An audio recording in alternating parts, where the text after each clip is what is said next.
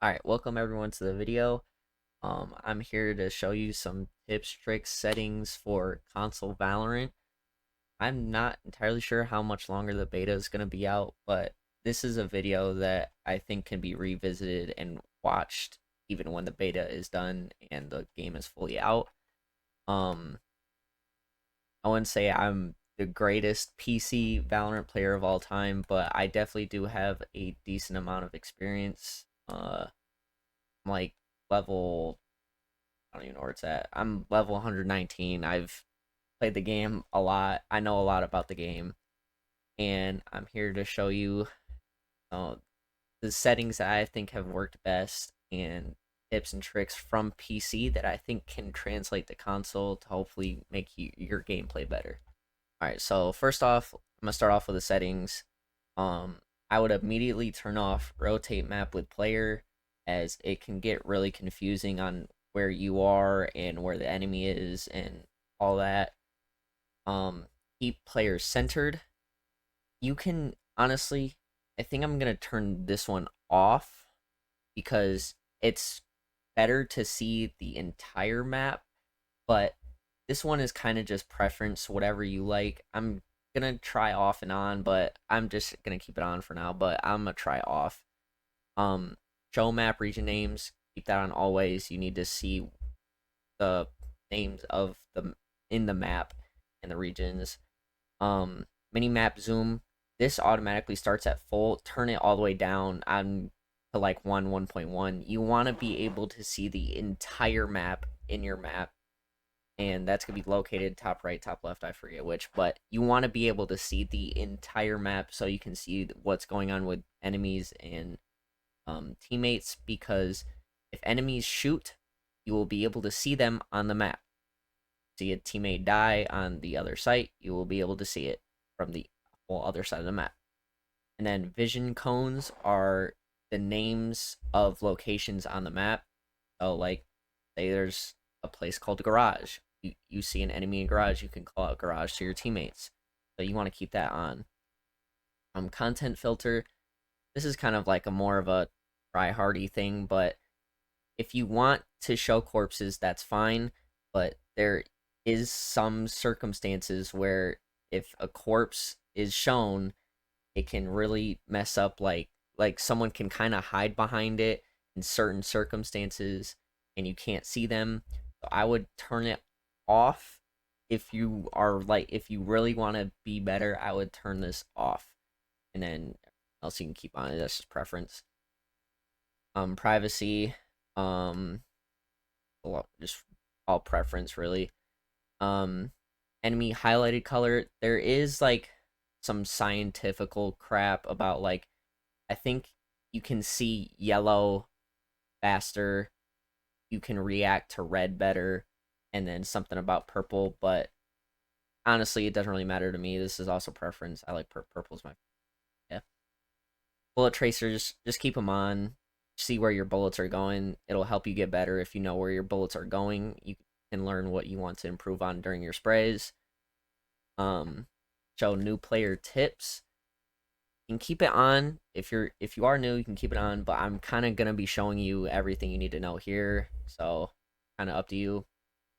And then there is a website online for this that can help you learn what your reaction speed is better on which side.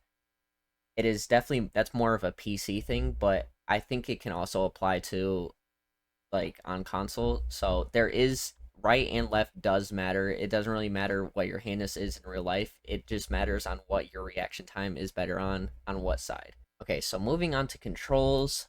Obviously, you can see all the controls here, but the overview really doesn't matter. What matters is here is the buttons. Now, I've kept mostly everything default. So ability 1, default, default. Now, I did change ability 3, as you can see with the star on the right. Ability 3, I would change it to pressing down on the left stick, because I'm pretty sure the other one is, the default is a, I think it's circle. It's circle or X or something like that. I don't like that, so I would change it to pressing down the left stick. Obviously preference, but If you do want to change it, I would change it to pressing down on the left stick. Um, focus, sniper, hold doesn't change. Fire doesn't change. Range, reload doesn't change. I've kind of messed around with trying to like changing hold square to something else, but it doesn't really work too well. Swap west, crouch, and then crouch. Yeah, so I changed ability 3 and crouch pretty much, and then jump is the same, and then activate. I actually haven't found a use for this yet, so I'm gonna. So what I'm going to do is I'll talk about this later, but walking as like kind of a weird thing with controller, so I'm gonna change walk to pressing down the right stick because I haven't even found a use for this yet. So I'm gonna do that. Ping, you can if you do not plan on talking to your teammates, I would leave ping as up on the D-pad. That's fine. But if you do plan on talking to your teammates, I would get rid of ping and change it to push to talk. I haven't tried out the party chat or the team chat yet because I've been just playing with a friend and I've just been in my own chat with them.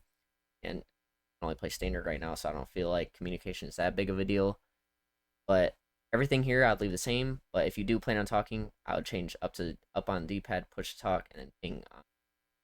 And then you can leave ping on up on the D-pad if you want. Then obviously I don't even think you can change these, and I would leave them in. Aim. These are my sensitivities. Um, they're all mostly the same. The focus only activates on pistols for me because I don't like focus. I don't think focus is that good. I would rather change this because this on default is prioritize focus. I would change this to prioritize ADS. I don't think focus is that good. I'd rather have ADS. Um, and then so your focus sensitivity really doesn't matter unless you're using a pistol. So I would just go in the price range. This is obviously all preference, but these are my settings.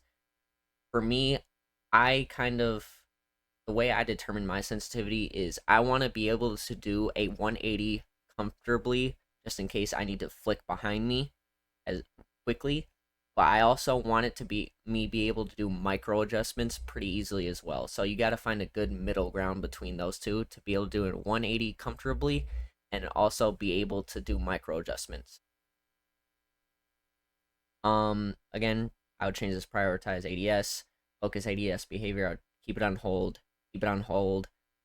I wouldn't invert unless you're like that. Um, I'm pretty sure these start up higher, but I just lowered them a lot because keeping dead zones low in most games is really good. And then the aim curves. So I've seen a lot of people using light. So if you don't like standard, I would do light, which I'm pretty sure is the default. Do not use linear. Linear is absolutely awful. I think medium and heavy just make you increase your sensitivity. So and it's like all the same as light, but light you just have a lower sensitivity. So I would just put on light if you were to use one of those. Extreme, aggressive, and delayed. I've not even tried. Smooth is also good as well. So if you were to pick one of the three aim curves, I would kind of just test around with are smooth, standard, and light. Um, I've kind of like standard the most. I start off with smooth. Smooth is good as well, and then light, light and smooth are very similar. So I would kind of just mess around and see what you like the most between those three because the other ones aren't even that good. Movement, crouch behavior, keep it on toggle, walk, run, threshold. Now this is what I was talking about earlier, with the walking being kind of weird in this game. So I'll turn on my camera to kind of show you. So walking in this game, you kind of have to this is my left stick. You don't want to press this all the way up or else you're going to start running. You only want to press it a little bit and you will walk. So what's kind of weird with the walk run threshold is if you say this number is really high, say it's at the max, then you will have to press all the way up to start running. You will automatically have to press all the way up.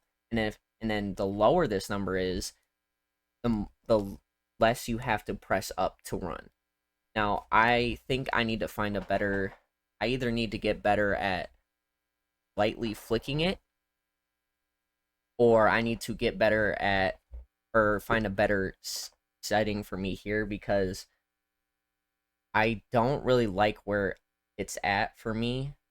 Because there's some times where I've accidentally started running, gave away my position, got me killed, and that's not what we want. So this is preference, how much you press on your stick. So find that's another thing you just need to figure out. Default movement mode, keep this on run. Please keep this on run. Movement dead zone.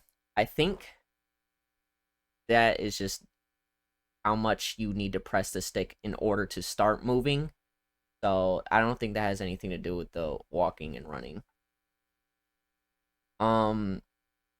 The weapon swap behavior, you're gonna have your melee out more than your pistol. So I would switch this from tap to secondary to tap for melee.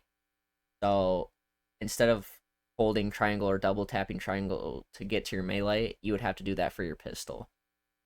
Now, I would keep this on hold, because there is more instances where double tapping will mess you up than holding. Honestly, just double tapping just feels better to me. But if I were to use this, like, and I was super competitive, I would use hold.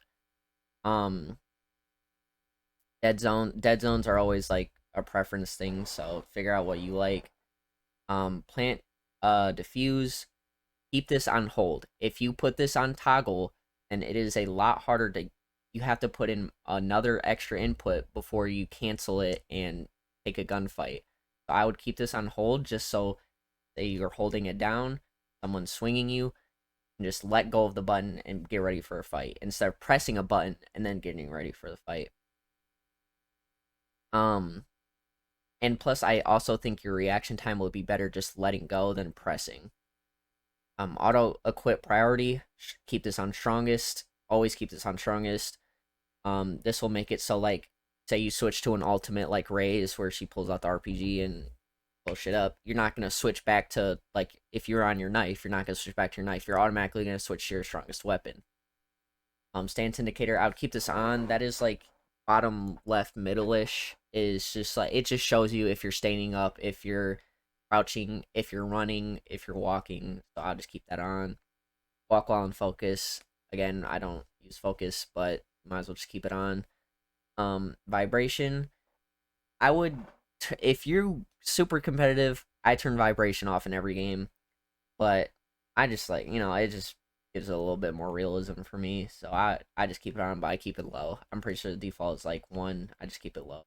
Now onto the crosshair. I would keep, for just a normal basic put together compact crosshair, this is what I like to use. I would keep all these on. Keep this on. Do not fade the crosshair with firing error, and do not disable your crosshair. Definitely do not do that. The base, whatever color you like the most. I like to turn outline. This one doesn't really matter. This is kind of preference as well. I like to turn it off because it kind of makes it like a weird jumble. But I would turn this on if your crosshair isn't together, like it isn't intersecting and it's more apart. I would turn this on, but I don't do that, so I'm gonna keep it off. Turn off your center dot, and then show inner lines 100% on. 4-4-2-0. Turn off your, keep your movement error off and firing error off for every crosshair. But if you were to keep one on, I would keep on your movement error, just so you know if you are moving or not. But I'll go into that with the aim, like aim tips and tricks later. So that's kind of just preference. And then show outer lines are off.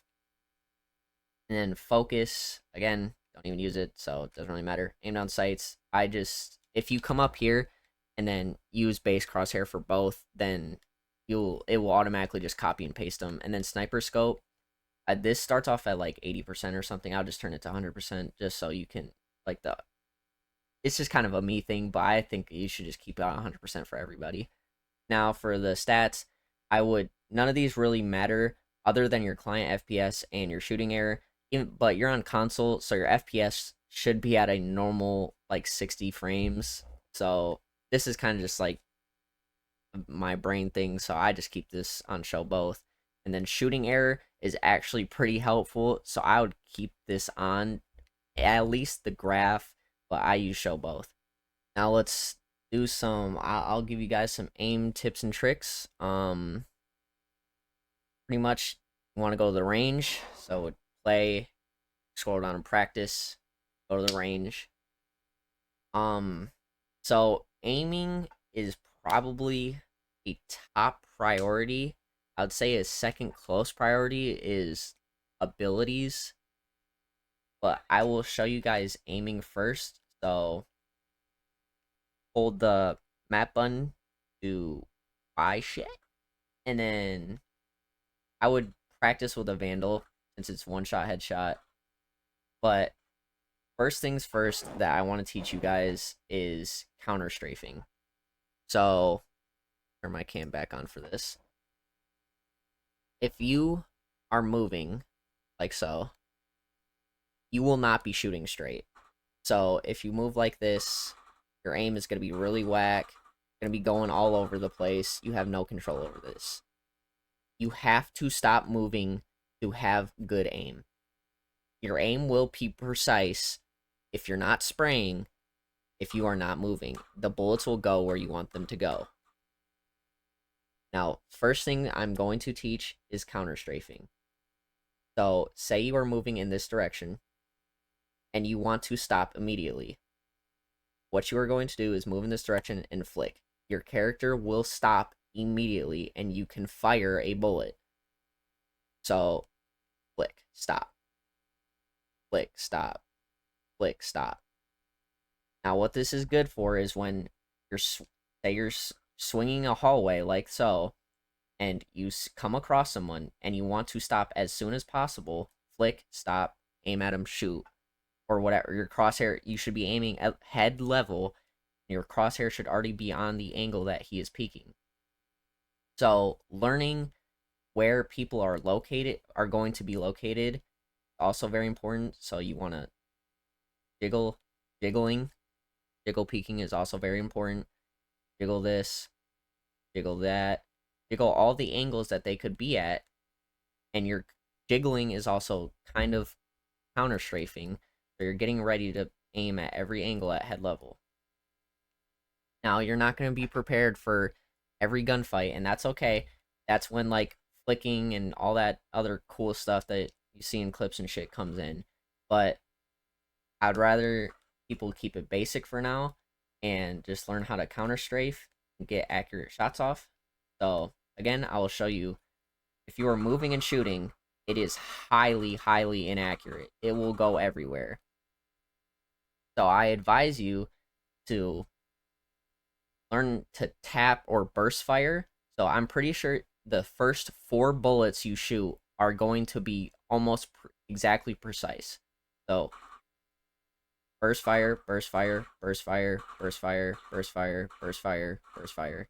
Look at all those. Those are all almost precise because I am not moving and I'm counter strafing. So I'm flick, flick, flick, flick, flick, flick, flick, flick. So that's also, you're just going to have to learn the timing of your flick so you don't start accidentally shooting before you flick, like so. Because then the bullets are just going to go everywhere and you have no control over them. Now, a good way to, like, train yourself in burst firing is coming over here, shooting this thing, and kind of just, like, look at these flying bots around. I'll just come around, stop moving, burst fire, burst fire, burst fire. Kind of move around, doing these guys for a little bit, and just get comfortable with it. So that's kind of like tap firing, burst firing, counter strafing. And I'm gonna go more in depth with this right here, and which is like taking angles. So when you are taking angles, you do not want to be hugging a wall. So you don't want to be hugging the wall because you are getting rid of your number one advantage, and that is peeker's advantage. Peeker's advantage is on almost every shooting game. If you are hugging this wall and you are peeking, you are swinging, the person on the other end is going to see you first. That is just how every shooting game works. That is just consistent with every game. They will see you first because it's just kind of like a network thing and how it is. So when you are swinging someone, you want to get almost as like far back as you can. You don't want to make a shot impossible for yourself. You don't want to be all the way back here because shot's almost impossible to hit like all the way back here.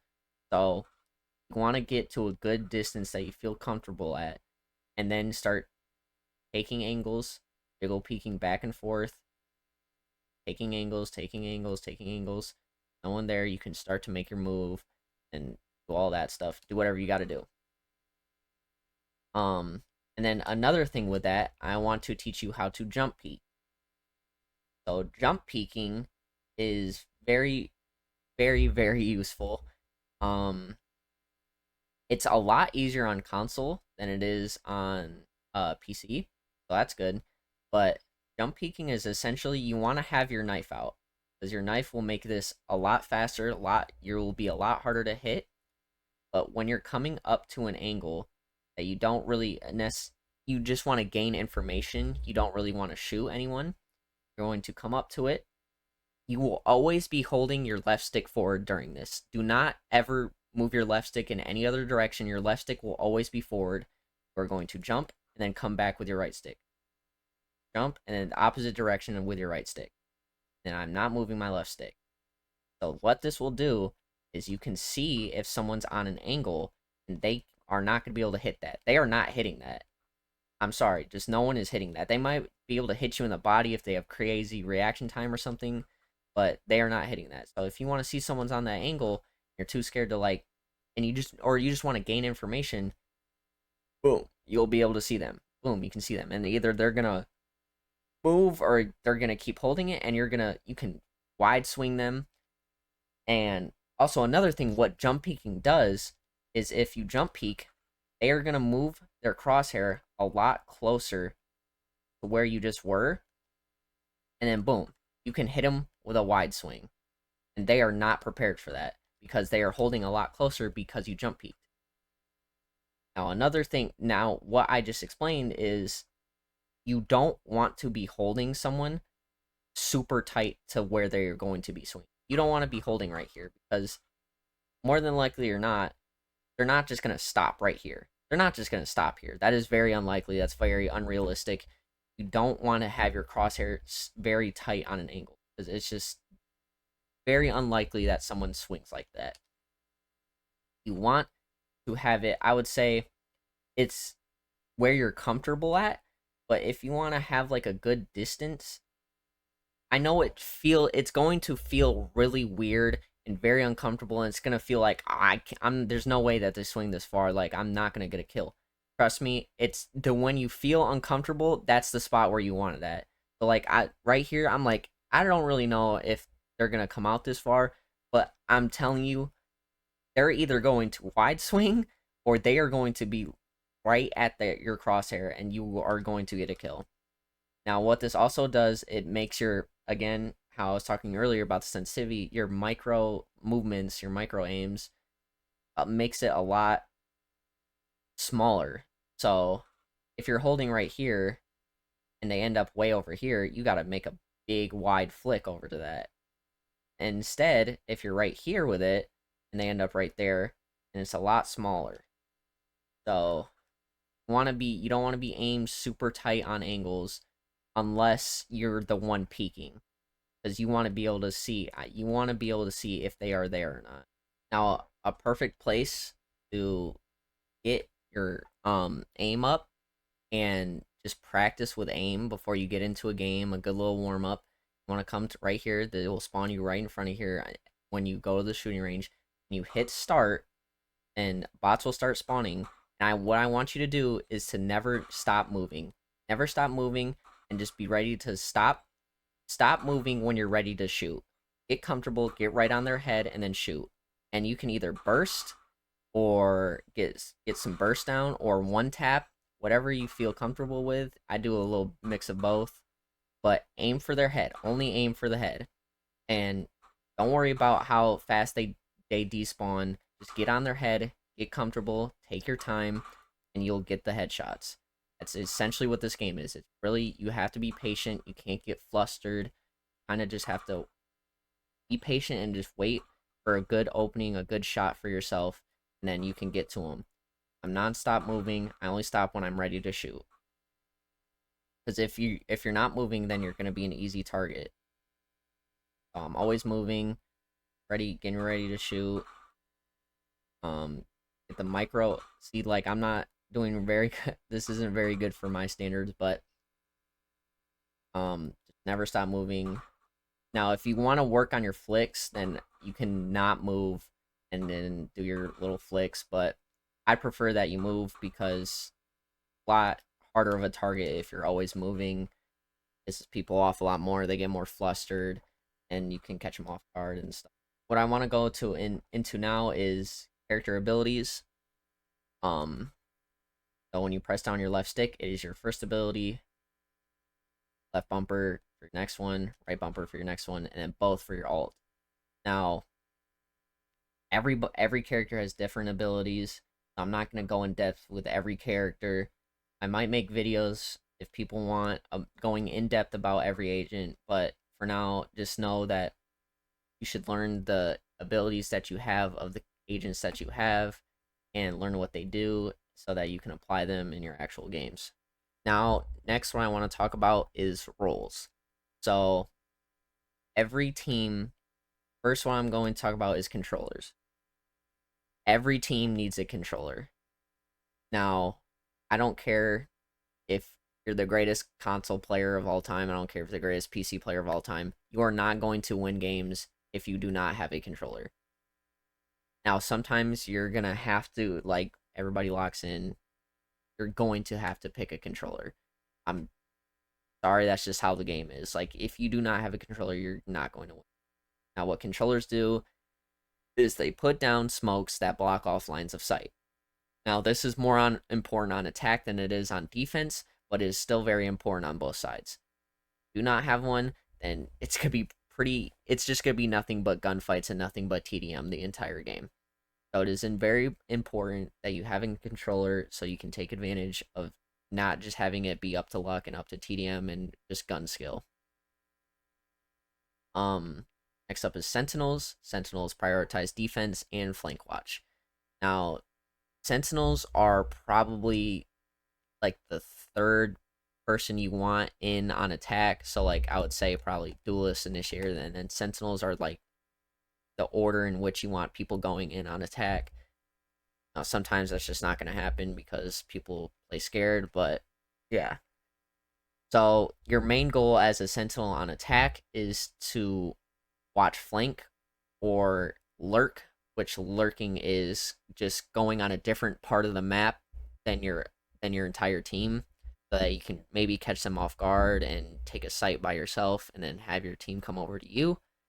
Or flank watch, which is obviously flank watch. And then there is some times where Sentinels kind of just want to hang back and then just do like a late push. Like after you guys get bombed down, Sentinels can do like a late push and then catch them off guard. And Duelists are mainly the attackers, the people that want to be taking the most gunfights because all their abilities kind of just revolve around taking gunfights. Now, most of them have flashes, some of them don't, like Yoru, Reyna, Phoenix, all have flashes, and then the rest of them are all movement based except for ISO. ISO is special because he gets a shield, so can't just be one tapped. So movement, flash, flash, flash, shield. So it's kind of just like if you are playing a duelist, it's just what do you prioritize? Do you prioritize being fast and getting around the map quicker and just taking gunfights quicker? Or do you want to be able to blind people and then take the gunfights? Or just be ISO?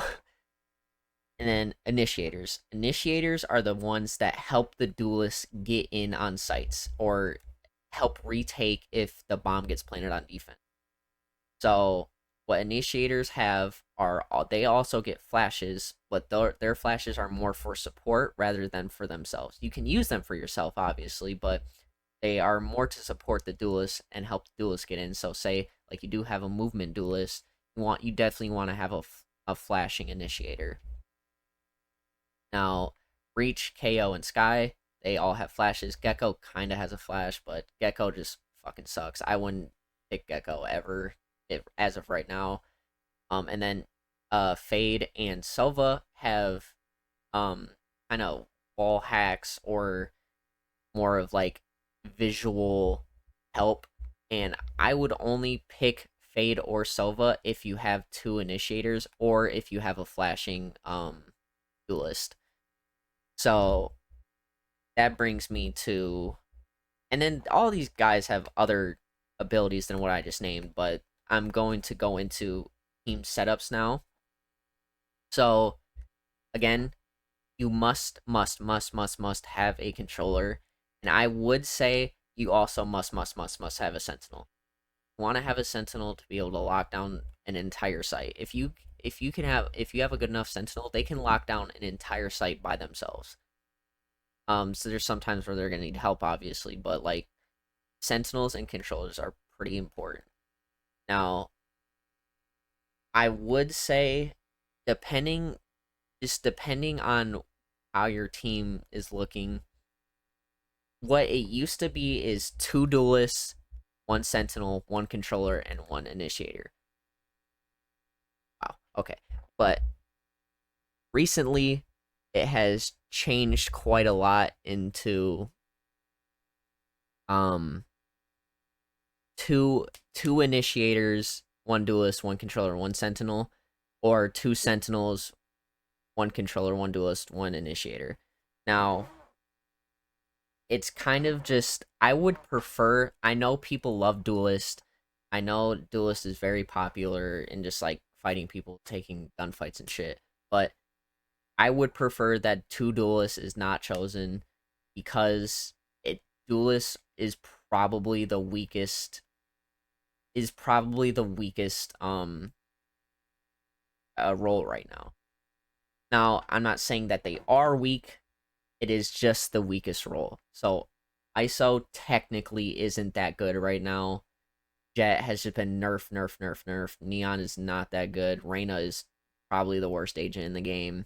Raze is good. Phoenix is alright. He's kind of a gimmick pick though, and then Yoru is a huge gimmick pick. Um and then on complete other hand, like most of the controllers are pretty good, especially the new one, Clove. Most of the Sentinels are pretty good, other than Chamber and Deadlock. Like these three are all very good, very strong, especially Killjoy. And then Initiators.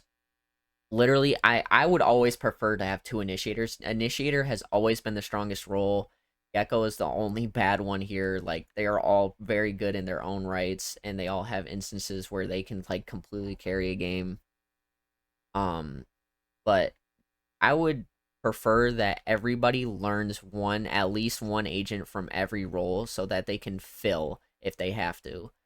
So just like pick whatever abilities look cool to you, or just whoever looks the coolest. Like it really doesn't matter. Like you can technically make everyone work, even though like Gecko isn't that good. You can make him work if you got good enough with his abilities. Learn when to use him. You can use him. He will be viable. Like no one's not viable.